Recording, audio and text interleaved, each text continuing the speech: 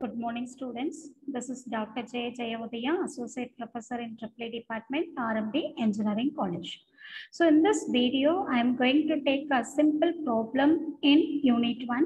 So this subject comes under Electrical Machines 2.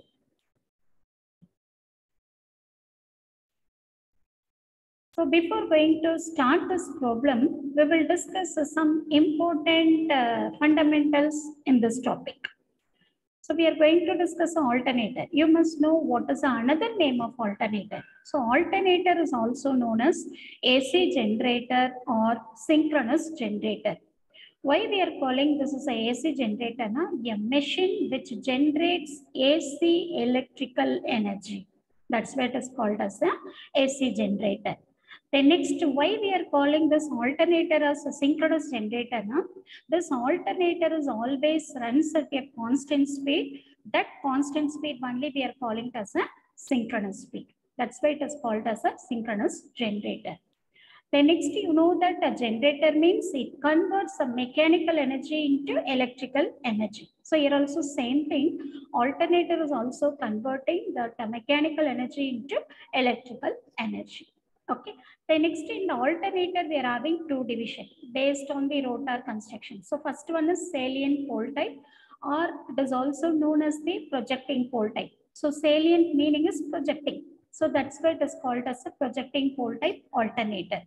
Another type of alternator is non-salient pole type or non-projecting pole type or smooth cylindrical rotor type alternator. So these are the divisions of alternator based on the rotor construction. Okay. The next one, in this problem, we are going to find out the synchronous reactance. So before that, you must know what is meant by voltage regulation. So voltage regulation is nothing but the change in secondary terminal voltage from no load to full load. This only we can call it as a voltage regulation. So we are having a various methods to find out the voltage regulation of an alternator. What are the methods available now? First one is EMF method, that is electromotive force. So this method is also known as synchronous impedance method. Then second method is MMF method, magnetomotive force. So this is also known as the ampere turns method. Then third one is ZPF, so zero power factor method or four-tier triangle method. Then last one is ASA. So ASA or modified form of MMF. So ASA method full form is American Standard Association method. So these are the various methods available to find out the voltage regulation of an alternator. But in this video, we are going to discuss EMF method or synchronous impedance method. So from the name itself, we know that we have to find out the synchronous impedance. Then how to find out the synchronous impedance? Now, this is very simple. You know the basic formula. So impedance is nothing but it is a ratio of voltage by current. So based on that only, we are going to solve the problems. So first we will discuss what are the data given, then what are the data we have to find it, then how to find out this value. Okay. Now you see a 500 volt 50 kVA single phase alternator has an effective armature resistance of 0.2 ohm. An excitation current of 10 ampere produces 200 ampere armature current on short circuit and an EMF of 450 volt on open circuit. Calculate synchronous reactance. So this is very simple problem. Now you see this is a single phase alternator. So therefore the voltage V is equal to 500 volt. Then the capacity of the alternator is 50 kVA. So kilovolt ampere they given. So kVA is equal to 50. The next effective armature resistance. So that is represented by the symbol RA. So RA is equal to 0.2 ohm. The next very important thing in the EMF method is for the same field current, we have to find out what is the open circuit voltage and what is the short circuit current. That is very important in the MMF method. So now you see the excitation current. So excitation current is nothing but a field current.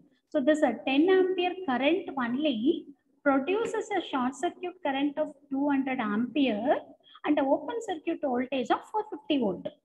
Okay, so that's why here I am written VOC. So VOC is nothing but open circuit voltage. Then IS is nothing but the short circuit current.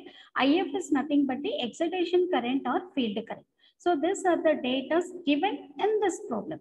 Always if you are solving one problem, now first you have to write what are the data given. Then after that you have to write down what you have to find. So here I am going to find out the synchronous reactance. Okay.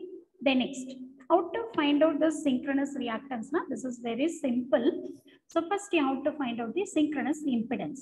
So synchronous impedance is represented by the symbol ZS. So ZS is equal to open circuit voltage divided by short circuit current for the same field current value. Okay, so here the field current is 10 ampere. So this 10 ampere field current produces an open circuit voltage of 450, short circuit current of 200. Now you simplify, you will get the synchronous impedance value is 2.25 ohm. Then after that you have to find out your synchronous reactance. So XS is equal to square root of ZS square minus RA square. Now you substitute all the values. RA value is given in the problem. Now you substitute and simplify. You will get the synchronous reactance is equal to 2.24 ohm. Okay. So this is the answer for the given problem. Suppose if they told to find out the voltage regulation, same process only how to follow. Then after the calculation of XS, you have to find out the E0 value based on the power factor. So if it is lagging leading, you will have the polarity variation.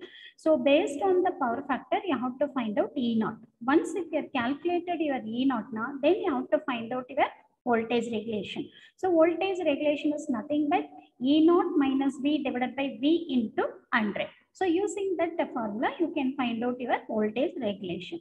I think this video is useful for you. Thank you all.